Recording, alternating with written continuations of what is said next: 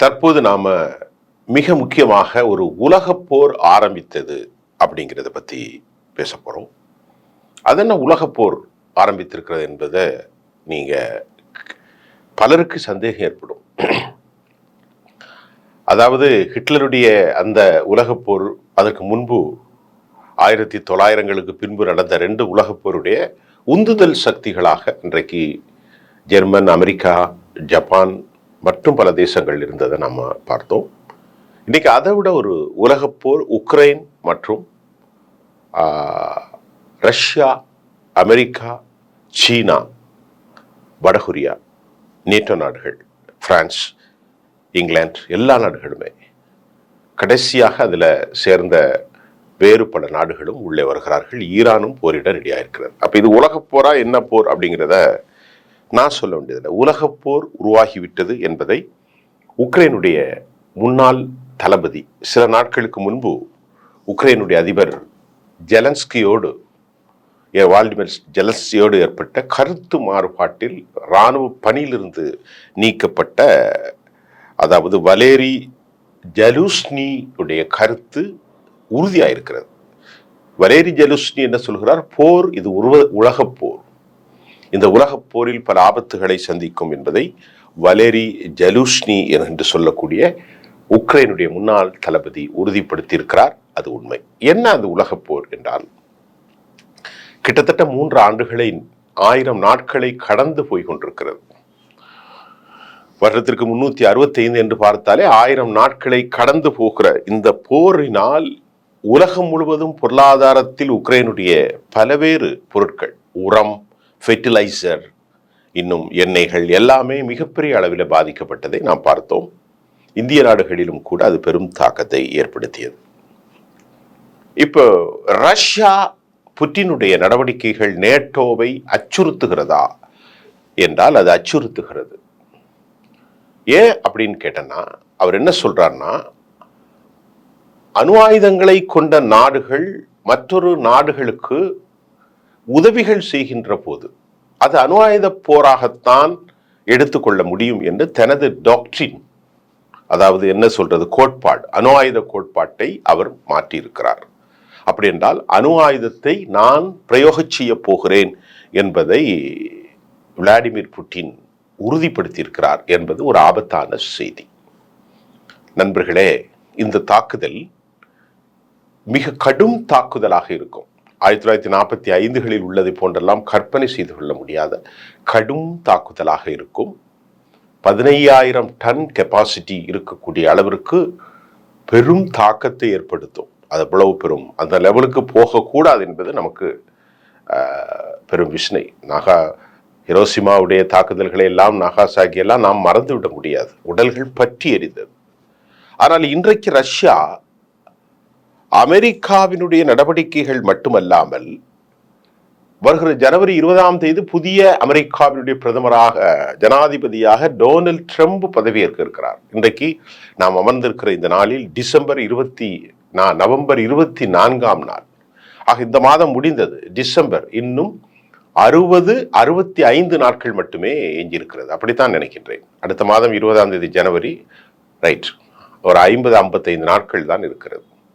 இதுக்கு இடையில அமெரிக்காவுடைய டெமோக்ராட் ஜெலன்ஸ்கிக்கு பெரும் ஆதரவாக இருந்தது.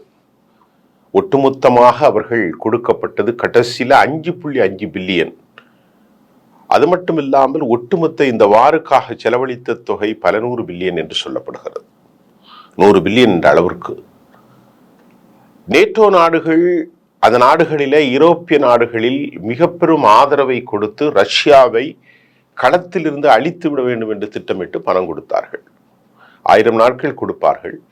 எத்தனை காலங்கள் கொடுக்க முடியும் என்ற கேள்வி எழுகின்றது. எவ்வளவு பெரிய வல்லமை உள்ள நாடாக இருந்தாலும் சரி, கொடுக்க முடியாது.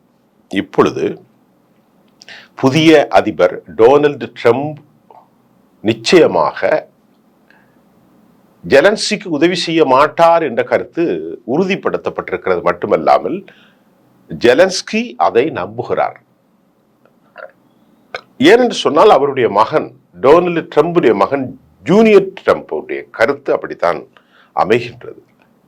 ஏன்னா, I am going to stop the war, now I'm not start the war, I'm going to stop the war என்பதை மீண்டும் மீண்டும் நான் நினைவுபடுத்த விரும்புகிறேன். இப்பொழுது இந்த உக்ரைன் போரிலே இதுவரை பயன்படுத்தாத ஆர்சோனிக் அதனுடைய ஸ்பெல் ORESHNIC, ஆர்சானிக் என்று சொல்லக்கூடிய ஒரு கடுமையான ஐசிபிஎம், அதாவது இன்டர் கான்டினென்டல் பாலிஸ்டிக் மிசைல், இதை ஏவுகிறார்கள். இதனுடைய ஒட்டுமொத்தமாக அந்த எபிகசி செயல்திறன் எவ்வளவு அப்படின்னு பார்த்தா 13 மேக் என்று சொல்லப்படுகிறார்கள். இந்த ஒர்சானிக்குடைய அதாவது இன்டர் கான்டினென்டல் பாலிஸ்டிக் மிசைல் இது வீரியமானது. ரஷ்யா உலகத்தில் முதலாக இதுதான் பயன்படுத்தியிருக்கிறார்கள். 13 மேக் என்று சொல்லப்படுகிறார்கள். அதாவது ஒளியை விட 10+3 வேகமாக சென்று தாக்கும். வினாடிக்கு 3 கிலோமீட்டர், கண் திறப்பதற்குள் 3 கிலோமீட்டர். அதுல பொதுவாக பாலிஸ்டிக் மிசைலை நீங்க எடுத்துக்கிட்டீங்கன்னா உங்களுக்கு தெரியும். ஹைப்பர்சோனிக்கை பத்தி உங்களுக்கு தெரியும். நீண்ட தூர குறுகிய தூர தாக்குதல் நடத்துதலை நாம் இஸ்ரேல்ல பலமுறை நான் சொல்லியிருக்கிறேன். இந்த பாலிஸ்டிக் மிசைலுடைய வார்ஹெட்ஸ், இந்த முனைப்பகுதி, இவற்றில் ஒன்றுதான் இருக்கும் ஹைப்பர்சோனிக்ல. ஆனால் இந்த ஒர்சானிக் என்று சொல்லக்கூடிய இன்டர் கான்டினென்டல் பாலிஸ்டிக் மிசைல்ல 8 வார்ஹெட்ஸ் அது உள்பக்கமெல்லாம் இருக்கிறது.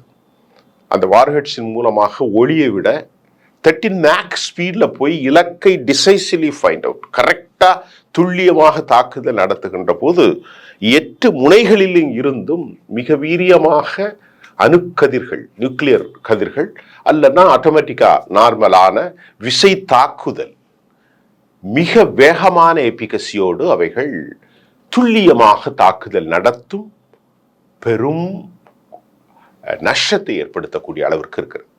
இப்படிப்பட்ட ஒர்ஷானிக் என்று சொல்லக்கூடிய இன்டர் கான்டினென்டல் பாலிஸ்டிக் மிசைலை முதலாக பரிசோதித்திருக்கிறார்கள். யாரு? புட்டின்.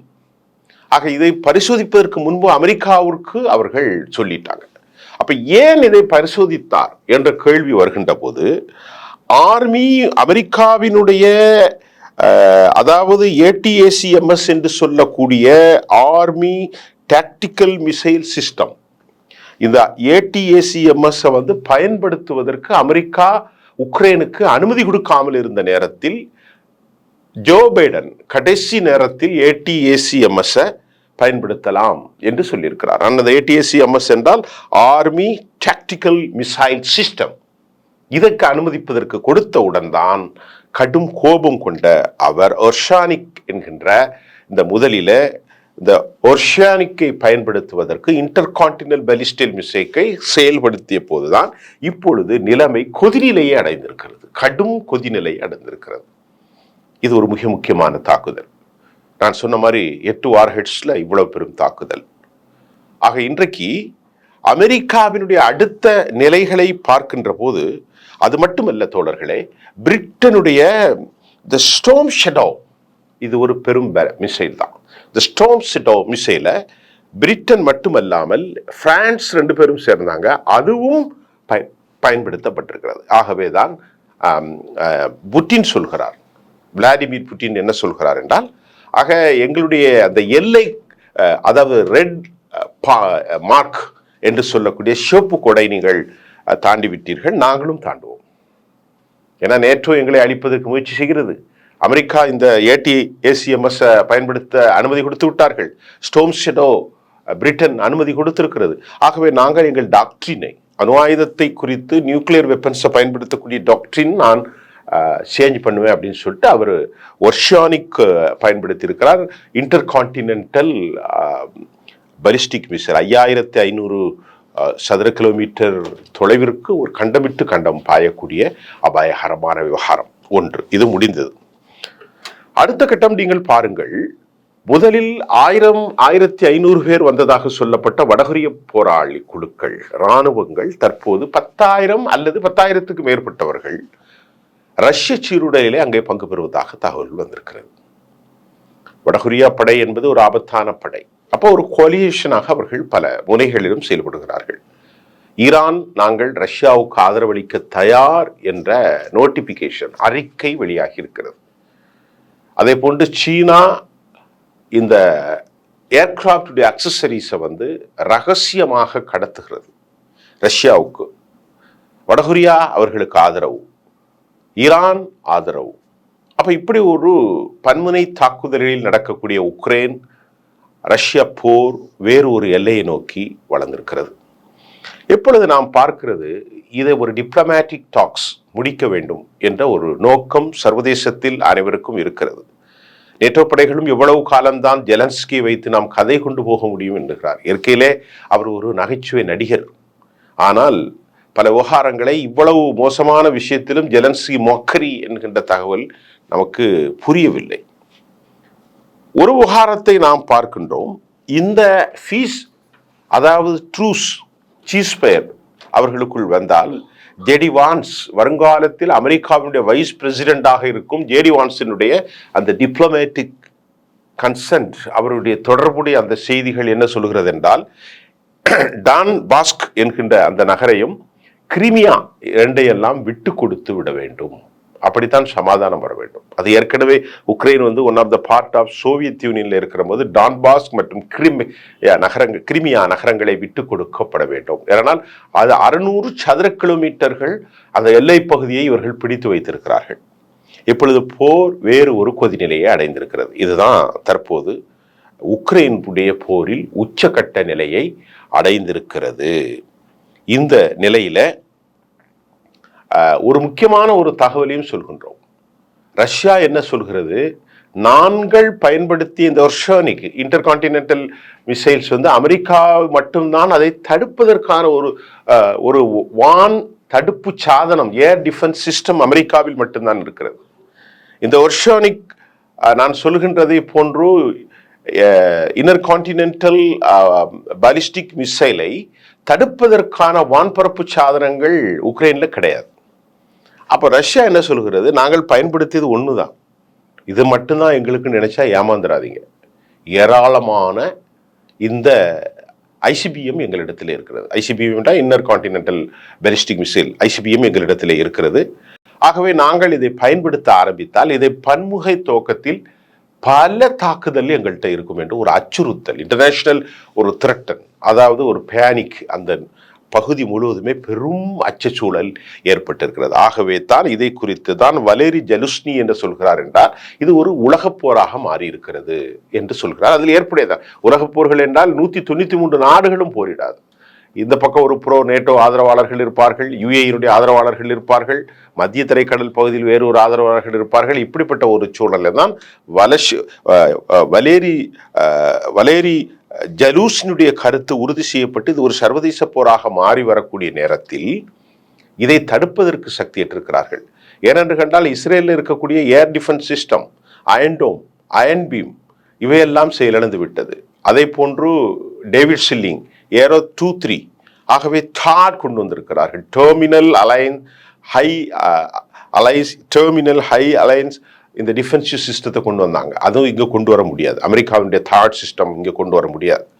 ஆகவே இந்த சூழ்நிலையில் தற்போது உக்கிரமான நிலையை உக்ரைனுடைய போர் கொதிநிலை அடைந்திருக்கிறது. இது சர்வதேச போராக மாறியிருக்கிறது. அவருடைய டாக்டரினை விளாடிமிர் புட்டின் தனது கோட்பாட்டை அணு ஆயுதங்கள் குறித்து மாற்றி இருக்கிறார். இந்த எல்லை கடந்து போகிற இதனுடைய தாக்கம் எப்படி இருக்கும்? அடுத்தடுத்த செய்திகளோடு, புதிய செய்திகளோடு நான் உங்களை சந்திக்கின்றேன். நன்றி.